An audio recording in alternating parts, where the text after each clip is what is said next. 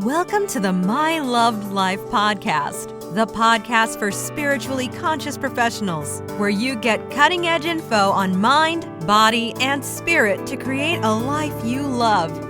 Your host, personal success coach John Moore, is an author, speaker, dad, and fan of bad jokes. John Moore here, and I want to talk to you about something today that's sort of near and dear to my heart, and that is the idea of excellence. How do we become good at anything? How do we excel at anything? How do we become awesome at anything we want to do? And I'm going to share a secret, not really a secret, but I'm going to share an idea with you. And the key to becoming good at really anything actually is all about becoming a little bit crazy. And by crazy, I mean irrational. I'm going to give you an example. Look at Michael Phelps, the Olympic swimmer, right? How crazy do you have to be to spend 8 hours a day in the pool? Well, we don't look at it as crazy because he's successful, but you've got to give up a whole lot of your life to be that good at something. And, there's this idea out there that to sort of master any skill, you need to spend 10,000 hours practicing it. And I don't know how true that is. It seems like a really arbitrary number, right? Like if I want to master sewing, for example, that might be a little bit different than mastering flying a plane. I don't know. But the dedication required to do that is still the same, right? To really master the skill, to become excellent at it. I'll give you another example from my own life. My daughter, when she was little, decided she wanted to learn how to hula hoop. And so every waking minute of every day, while lots of kids were watching Sesame Street or Dora the Explorer, she hula hooped until she could do it, until she got the skill, and then she was done with it. She became dedicated to it. But so the key here was that it became the most important thing to her at that time. It was what she built her life around. She built her life around hula hooping. And we might think that that's irrational. We might say, well, who's going to dedicate their life to hula or whatever, right? In my own life, I spent decades studying martial arts. And, one period of time, I was training 6 or 7 days a week, 3 to 5 hours a day.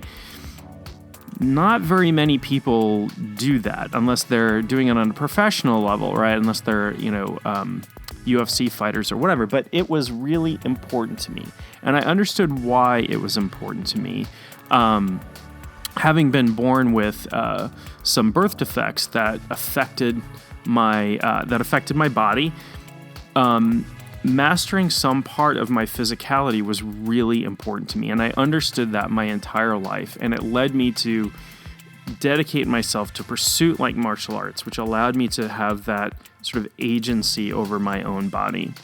So if you think of something that you want to be really good at, you want to excel at, you have to find your reason why. You have to find why that is the most important thing to you right now and dedicate yourself to that. And it's really cool if you want to do things and not master them. I like to go bowling. I stink at bowling, and I'm not ready to put the irrational time into master bowling. I'm not going to become a master of bowling. It's just not important to me. But to some people, it might be. That's their thing. You need to find your thing.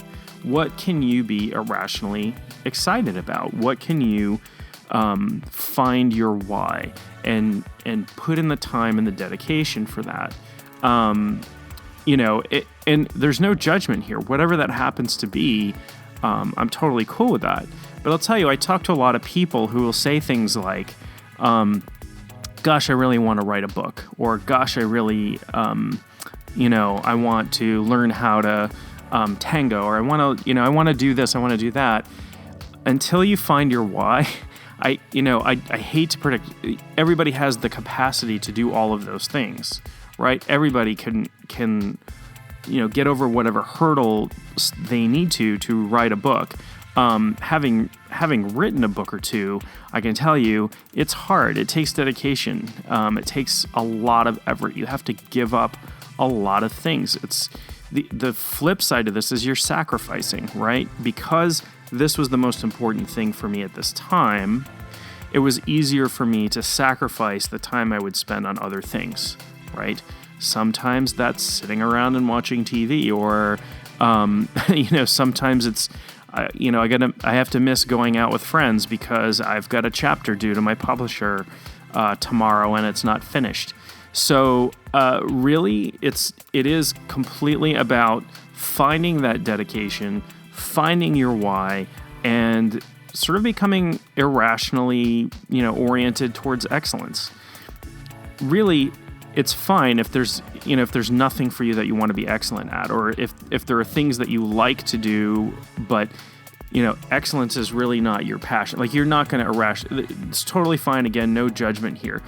The problem comes from expecting to be excellent without putting in the time, the focus, the dedication, and understanding the why. I've never seen it happen. I've never seen people accidentally become excellent at anything.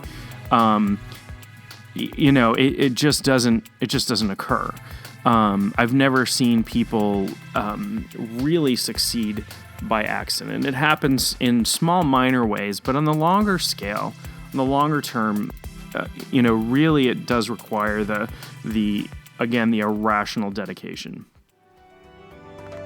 Thank you for tuning in to the My Loved Life podcast with personal success coach John Moore. Remember to subscribe to this podcast, like us on Facebook and Twitter. Check out mylovedlife.com for many more resources or to contact John.